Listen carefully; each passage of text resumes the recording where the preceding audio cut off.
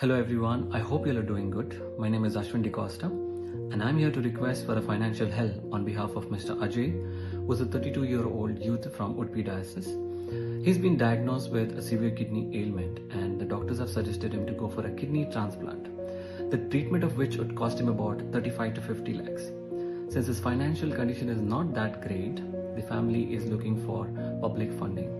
So I'm here to request you all to kindly donate whatever is possible from your end and help this youth accumulate the funds that is looking for to get the right treatment at the right time.